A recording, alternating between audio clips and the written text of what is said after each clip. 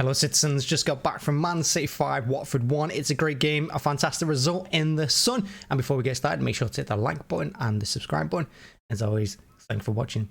Now the game today, let's just focus on positives, nothing but positives. It was a great day to play football, basking in the sun, although I've got to be honest, where I was on tier 3, it was absolutely freezing. But still, great game to watch, and we came out the blocks absolutely flying. Said in the match preview, one thing we want, early goals, sit back in the second half, just stay in second gear, you know, don't pick up any injuries and get ready for Real Madrid next week. And that's pretty much what happened. We got an early goal thanks to Jesus. You know, I think it was Cancelo who played the ball right across the pitch. Zinchenko controlled it, smashes it across the box, and Jesus was there to tap it in. 1-0. And it was 2-0 not long after that either. You know, we had a few chances in the first half. I got to say, we played really well. Our passing looked good. You know, and with Watford as well.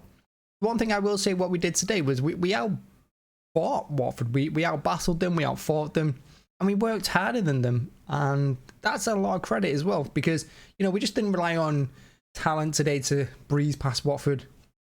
It was talent and hard work combined. And like I said, it was 2-0 shortly after, and it was Jesus again. You know, and again, it's a well-worked goal in the end. I mean, De Bruyne, look, there's not enough superlatives to describe him. There's just not enough positives we can give him. And it's an absolutely beautiful ball. I was right behind it, crosses it in, whips it in. And I think it was Grealish who misses it on the near post, falls to Jesus, who taps it in with his head. 2-0. Beautiful goal. And, you know, at that point, you look like we're cruising. You're thinking to yourself, we can get 6, we can get 7, maybe we can even get 8 here, you know. I think the last time we played him yet, it had with 5-0 up after like 28 minutes or something. That might have been 18 minutes. It was crazy.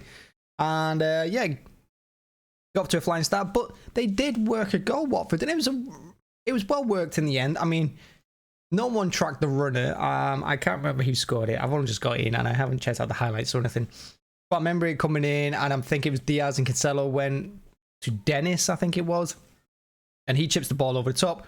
Runner goes onto it. Laporte can't get across because he has to watch the box as well.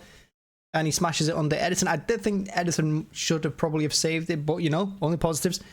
And they got a good goal, and Watford were back in it just like that. But it didn't take too long for us to crank it up again. And again, it was De Bruyne, a wonderful run from him into the Watford half.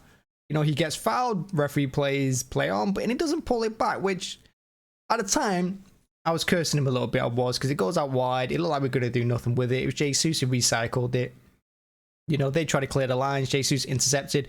He crosses it back to the edge of the box, and Rodri chests it down next to De Bruyne, who's still on the floor, and then half follows it into the top corner. It was an absolute screamer, and Rodri's capable of them. All right, makes you wonder, why does he not shoot more? And there was 3-1. We went into halftime 3-1, and I've got to say it was game 1 at that point. And if you had any doubts, the second half, within seconds, Jesus again working hard off the ball, wins it, goes past Foster, brings him down, penalty. 4-1, Jesus, hat-trick. And I think after 10 minutes after that, Jesus gets his 4th as well. And I'm going to be honest, for me, man of the match, it's obvious it's going to be Jesus. He got 4 goals, he got 1 assist. He could have had more assists. You know, if Sterling had finished a couple of his chances, he could have ended the game with 3 assists, 5, 6 goals.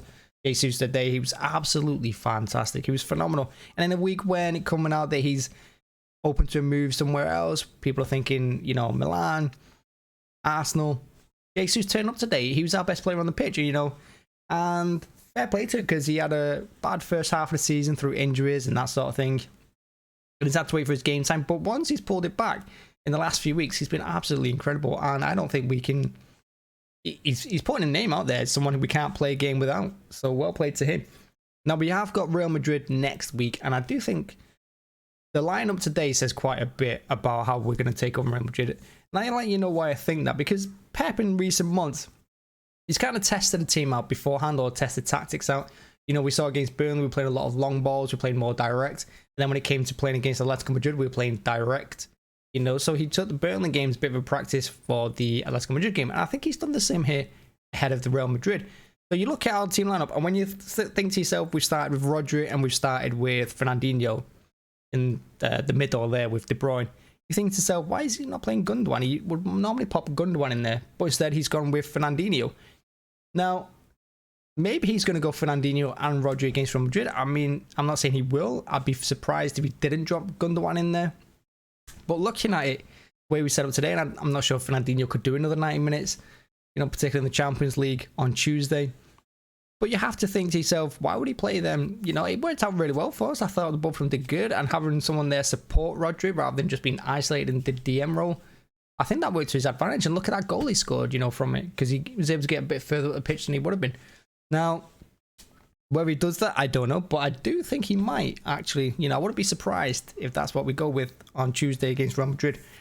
And you look at our defensive, look at the people he brought on. So he took off Laporte in the second half, and he brought on Ake. So you're going to say to yourself, okay, he's resting Laporte.